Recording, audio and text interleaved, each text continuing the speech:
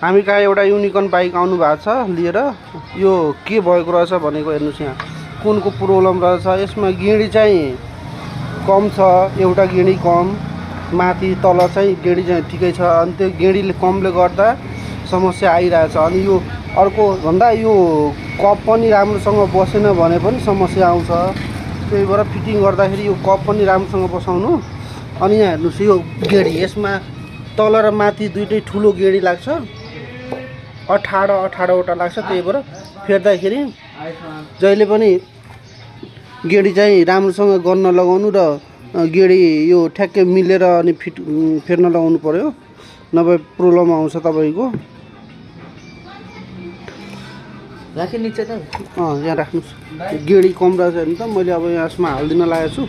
यो कुन बेरिङ फेर्नै परेन, गेडी मात्र थपे पुग्यो। त्यही भएर मैले के भन्छु, यो पनि कुन यसको अलिकति भित्र हुन्छ, निकाल्दाखेरि अलिकति मजाले नमिलाइकन निकाल्यो भने यहाँ दागी लाग्छ। दागी लाग्यो भने अनब्यालेन्स बस्छ अनि त्यो समस्या आउँछ। त्यही भएर निकाल्ने बेलामा पनि मजाले निकाल्नु होला। हस्, धन्यवाद। यो भिडियो मन पर्यो भने सेयर गर्नु, लाइक गर्नु, कमेन्ट गर्नु चाहिँ नबिर्सिनु होला। मेरो साथीहरू कमेन्ट चाहिँ गर्नुहुन्न तपाईहरु।